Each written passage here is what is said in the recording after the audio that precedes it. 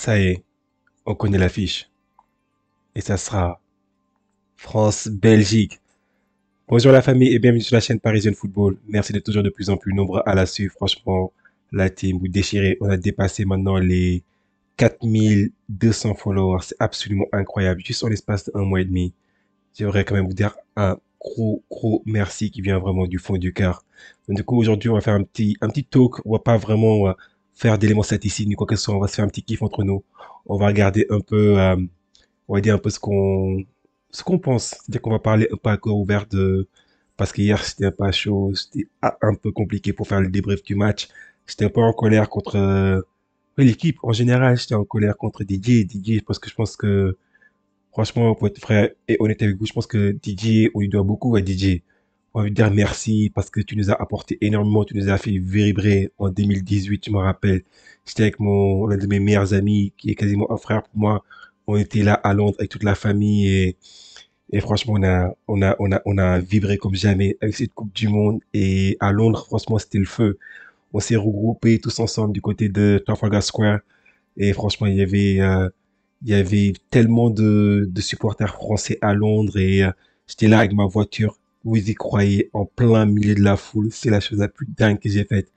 Donc franchement, je dois quand même un gros merci à Didier parce que si on a pu vivre ces moments-là avec mes proches et qu'on était super heureux, je pense qu'on a très rarement été aussi heureux.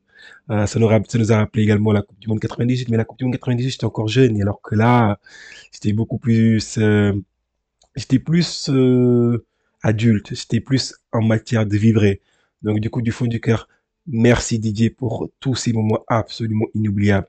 On est derrière vous, on est derrière l'équipe de France, malgré qu'il y a la déception. La déception est toujours là, mais on est quand même là, on est supporters. C'est que du coup, c'est normal un peu d'avoir des hauts et des bas en tant que supporter parce qu'on aime notre équipe de France.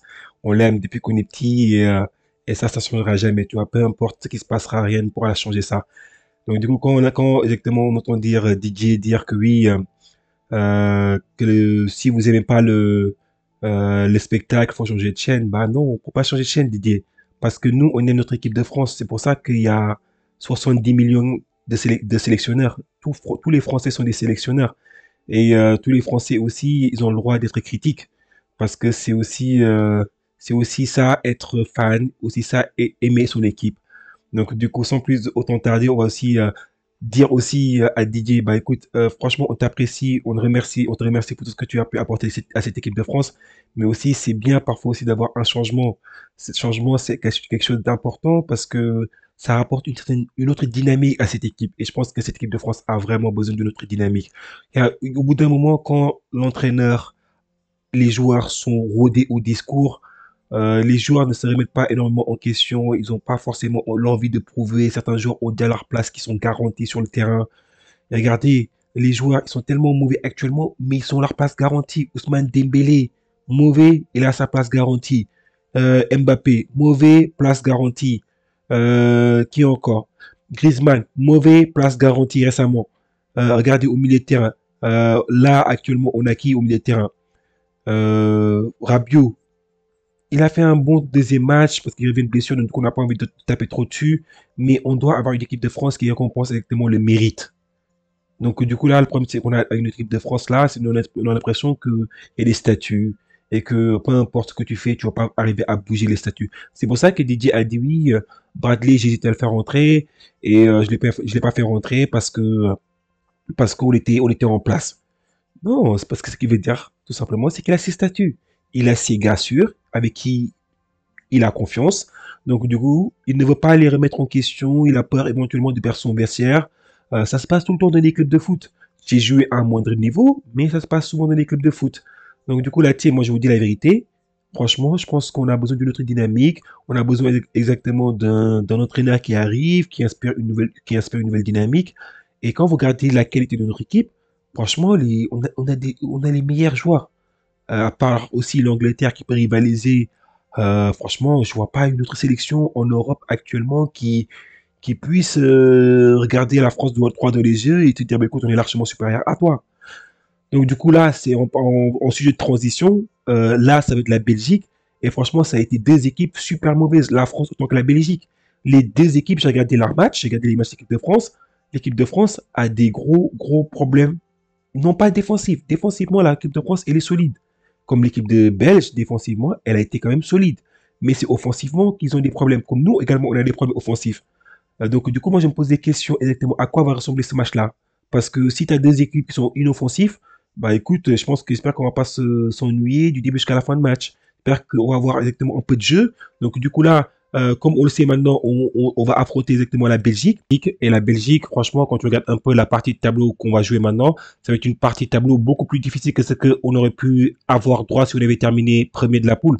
Regardez un peu cette partie de tableau là, la partie de tableau en haut là. C'est chaud. Regardez. Ça va être l'Espagne, ça peut être éventuellement l'Allemagne, ou éventuellement le Danemark, Portugal, et maintenant on va affronter la Belgique. Donc du coup là, en tout cas, quoi qu'il arrive, si tu vas jusqu'au bout, au moins, on va pas s'ennuyer en tout cas. En tout cas, il va y avoir des matchs, hein, et des gros matchs.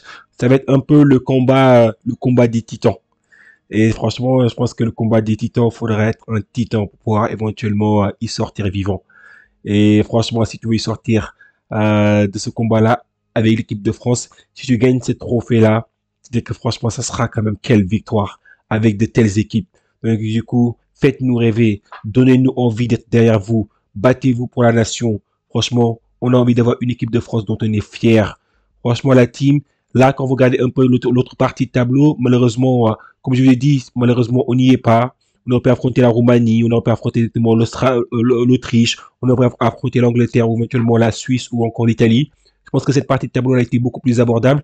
Mais bon, en tout cas, on n'est pas dans la partie du tableau où est-ce que nous sommes. Donc, du coup, maintenant, il va falloir montrer que nous sommes des hommes, que nous sommes exactement, que nous sommes prêts pour le combat et qu'on va rien lâcher en tant qu'équipe de France. En tout cas, la team, je voulais juste faire une petite analyse un peu. Je ne rentre pas encore pour l'instant dans les éléments statistiques. Lorsqu'on va s'approcher du match, on a encore du temps, on va analyser ça ensemble. Mais je pense que il y a la place, il y a la place pour les deux équipes. Parce que d'après ce que j'ai vu au premier match, franchement, les deux équipes ont pas montré grand-chose. Les deux équipes défensivement étaient présentes, mais offensivement étaient inoffensifs, très inoffensifs.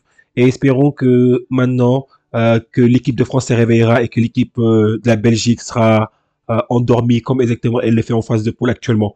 Parce que franchement, on va aller loin dans cette compétition. Franchement, je pense que la nation en a besoin au vu du contexte que nous avons un peu en France, ainsi que du contexte que nous avons un peu dans le monde. Donc du coup, je pense qu'on a besoin un peu de joie, on a besoin de se sentir un peu léger, parce que franchement, il y a que le foot qui est capable de faire des choses comme ça. La team, n'hésitez pas à suivre la chaîne si vous aimez le contenu. N'hésitez pas aussi à liker parce que ça donne de la force, ça aide pour le référencement. Et j'ai besoin de vous parce que c'est pour vous que je crée des contenus de cette nature-là. Parce que on se voit pas, mais vous êtes toujours là à regarder mes contenus. Et ça me touche énormément. Et votre force, je la ressens. Donc du coup, continuez à me donner de la force. Là, je viens juste de checker, j'ai vu qu'on a dépassé les 4300. Je vous remercie du fond du cœur parce que c'est pas que des numéros, c'est des êtres humains derrière. Merci beaucoup la team et je vais continuer à faire des contenus juste pour vous et j'espère que nous irons très loin dans cette compétition. Et peu importe, si on n'y va pas, je continuerai toujours à être là, à vous faire des petits débriefs de match et que les meilleurs gagnent. Ciao la team.